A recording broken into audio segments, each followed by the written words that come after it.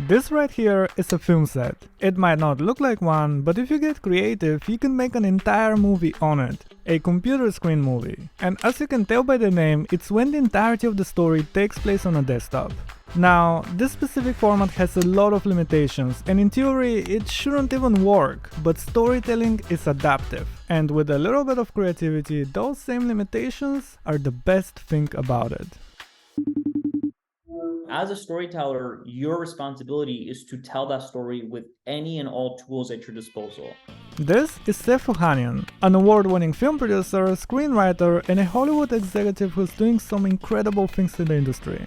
And this is me, trying to process the fact that we're about to have a conversation. I reached out to him for a very specific reason, but before we get there, we need to talk about this, and I promise it's relevant. See, back in 2020 I was wondering, what if I challenged myself to make a short film with the worst possible camera I could find? Which turns out was this one, an actual toy. I took it out for some tests and the footage was even worse than I thought, but at the same time, I could use that to my advantage. So I started writing some ideas, and the more I did that, the more I realized that the only way this could even remotely work is if the whole thing was set on a computer screen. Because that way, not only would it give me an excuse for the bad quality, but since I didn't have any actors, it would allow me to tell the story through the messages. Essentially, I did it out of necessity, and it was throughout working on it that something became clear.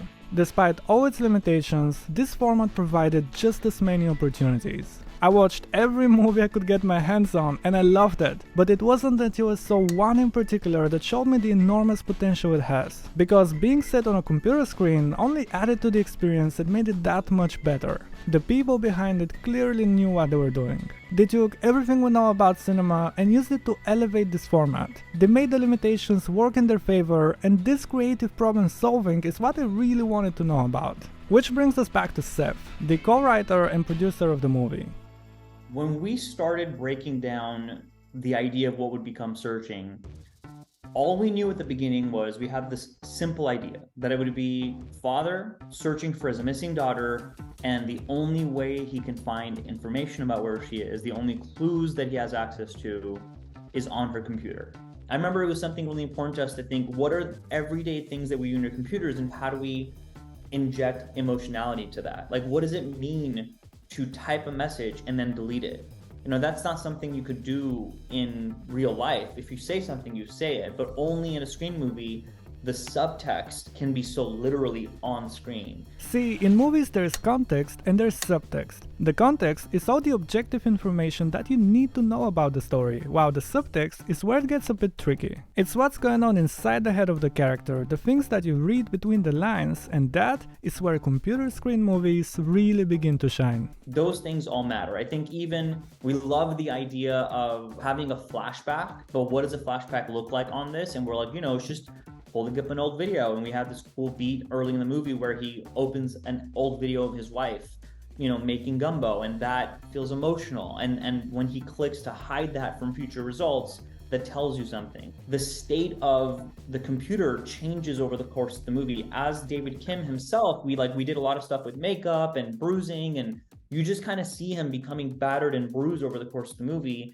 Equally, you see the laptop, which is usually his daughter's laptop, is getting just destroyed. There's files everywhere, folders out of place. It really reflects what's happening on the inside of his head. So Anish did a phenomenal job of directing the movie to reflect all of that. Did you recreate all the elements on screen? Yeah, so that's a really good question. So the way these movies had been made previous to Searching is they were usually screen recorded, and you can kind of act out the story. You can move your mouse, click, and type a message, and you can have someone else tapping you back and go to these pages.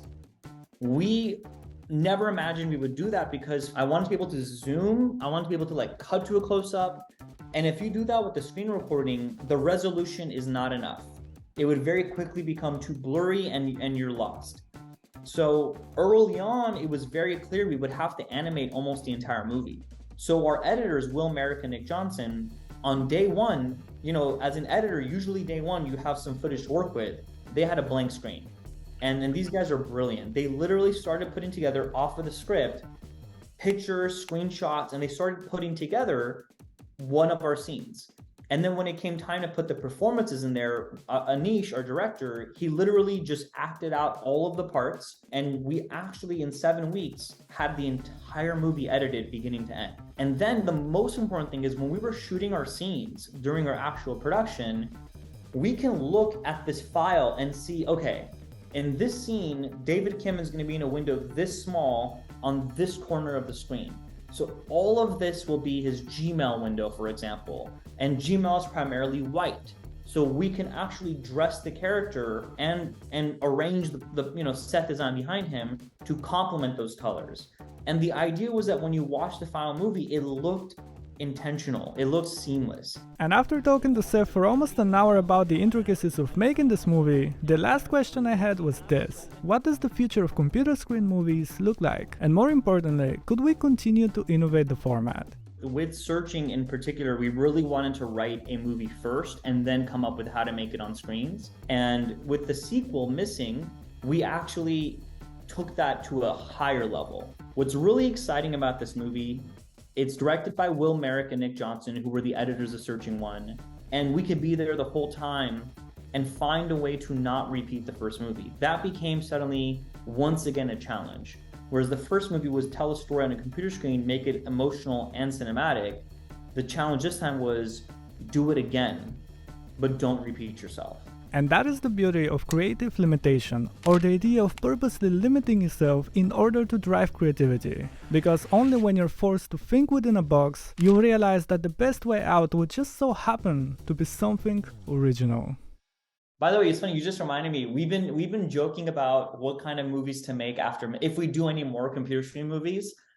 I was always pitching, like, as a joke, doing a short film that takes place entirely on the Bat computer, for Batman. Like, we're working with Matt Reeves on a TV show that uses some computer screens, and like we're like, hey man, let us do that. And then I've always been joking, like, if we ever do like Searching 3000 and it's in the future and people have VR goggles and augmentation and stuff.